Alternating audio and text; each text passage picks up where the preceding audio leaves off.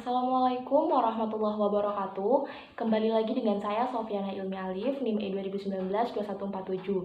Saya dari kelas Ekonomi Syariah 4, semester 3, Prodi Ekonomi Syariah, Fakultas Ekonomi dan Bisnis Islam, Institut Agama Islam Negeri Jember.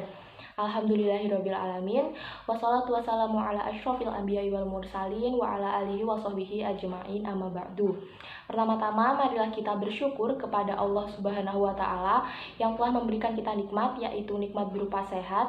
Dan tak lupa pula marilah kita haturkan sholawat serta salam kepada baginda kita, yaitu Nabi Muhammad SAW, yang telah menuntun kita dari zaman jahiliyah menuju zaman yang terang benderang seperti saat ini.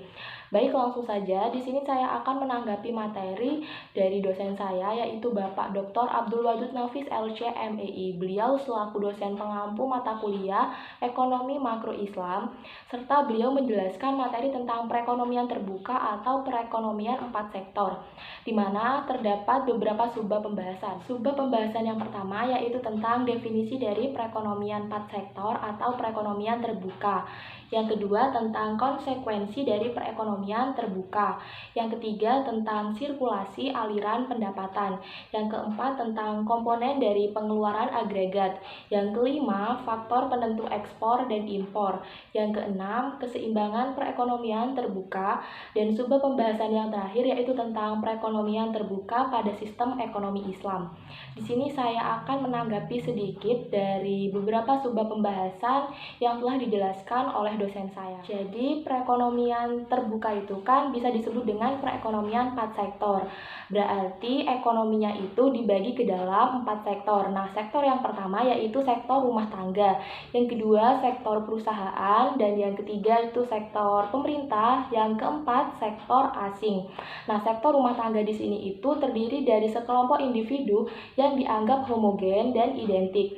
Untuk sektor perusahaan itu terdiri dari sekelompok perusahaan yang memproduksi suatu barang dan jasa.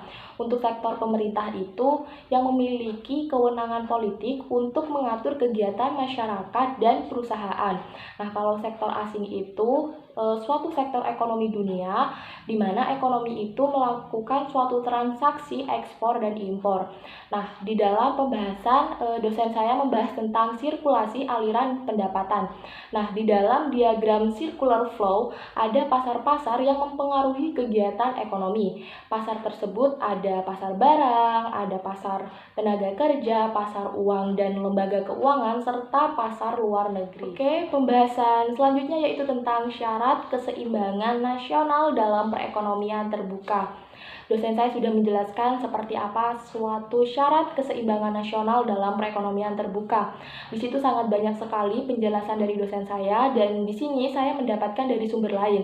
Sebenarnya dari sumber lain dan apa yang dijelaskan oleh dosen saya itu sama, hanya saja ini lebih ringkas.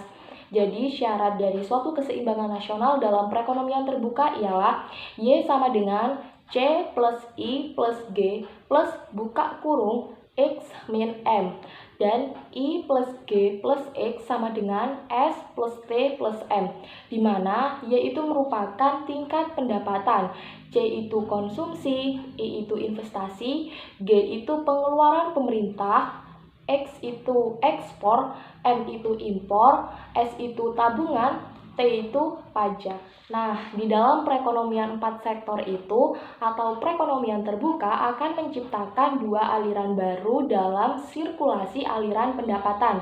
Di antaranya yang pertama, aliran pendapatan diterima dari ekspor yang merupakan suntikan ke aliran pendapatan. Yang kedua, aliran pengeluaran untuk membeli barang-barang yang diimpor dari negara lain. Nah, yang merupakan bocoran dari aliran pendapatan atau merupakan bocoran ke aliran pendapatan. Sekian tanggapan materi yang bisa saya sampaikan. Semoga bermanfaat. Apabila saya ada salah kata, saya mohon maaf. Saya akhiri, wallahul muwaffiq ila aqwamit thoriq. Wassalamualaikum warahmatullahi wabarakatuh.